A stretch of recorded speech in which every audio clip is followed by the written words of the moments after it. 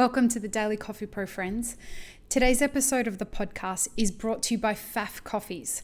Pfaff is owned by, as you'll remember if you're a regular listener of the podcast, the Felipe Croce and his family. So his parents and he and his brother, they all own the farm.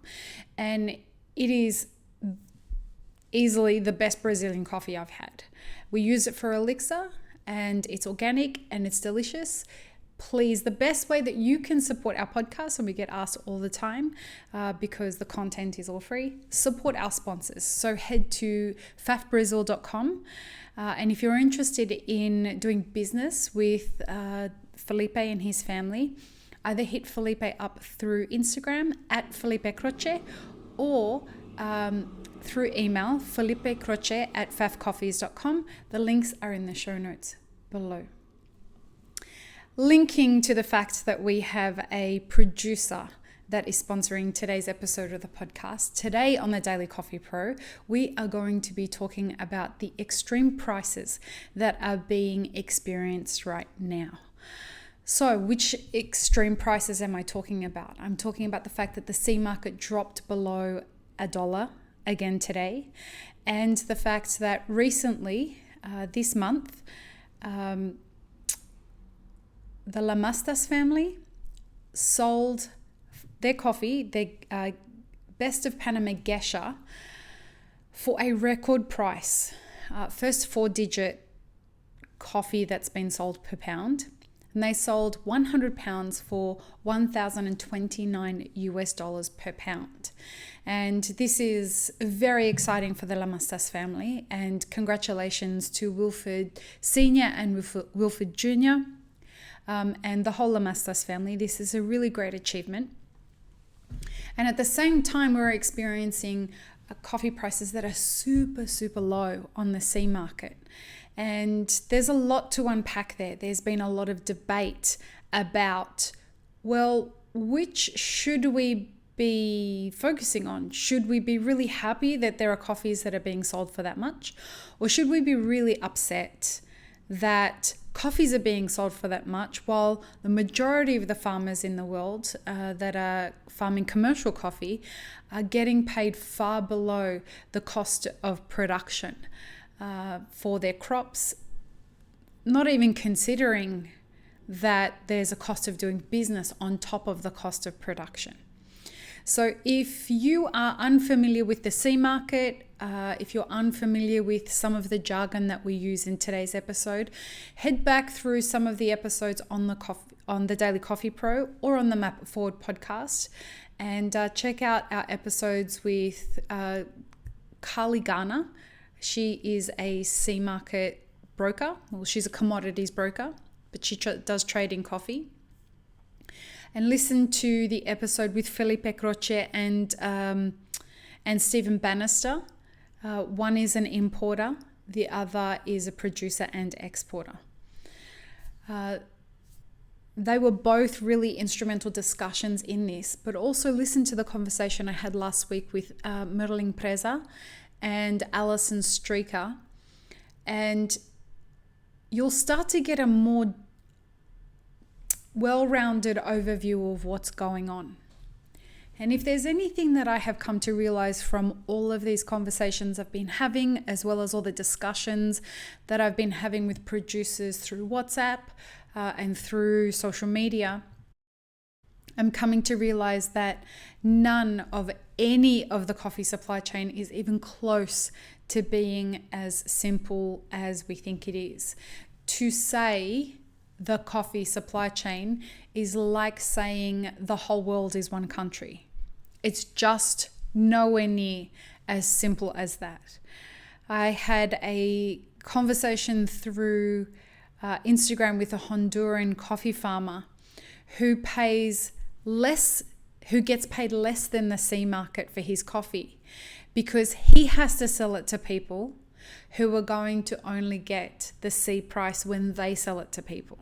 So as a producer, in order for him to sell it to this person, he's got to go even lower than what the C market is at. And that is a new level of holy shit that I hadn't heard of before. So if we look at these difference in prices, what should we be focusing on? And I think we should be focusing on all of it.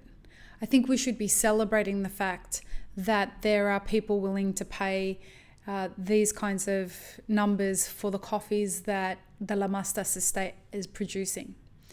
For you to assume that this was pot luck for the La Mastas family to just produce this coffee and, judge them for charging this much for this coffee, we should say that they didn't charge this much for this coffee. This was in open auction. This was what the coffee fetched.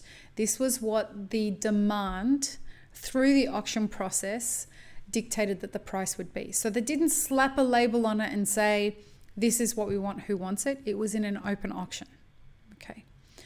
And that's a really important distinction because, people are up in arms about the fact that this is how much people are paying for coffee.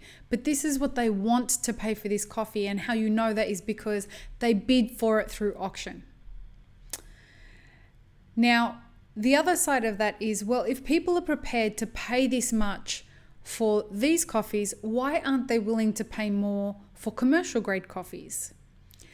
And I'm in no way defending anybody here, but that's a really complex question, and the answer is even more complex. They're very different markets. They're very, very different markets. The people who are buying the kinds of coffees that Wilford Senior and Junior are producing and selling are targeting a market that is either looking to buy something because of how expensive it is, or they're looking to buy something because of the flavor profile, the very, very unusual flavor profiles that are being experienced in those coffees. And so you cannot, in my mind, it would be like putting a Johnny Walker Blue label and comparing it to a whiskey that costs $15 a bottle. One's a few $100s a bottle and the other one is very, very cheap. They're both called whiskey, but they're very different products, even though they're the same product. So we have to get reasonable about the different categories.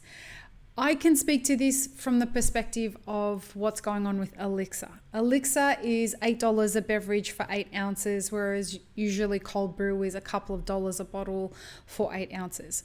The reasoning behind why they're so different in price is because they're completely different categories of beverage. And so I can relate to that side of things.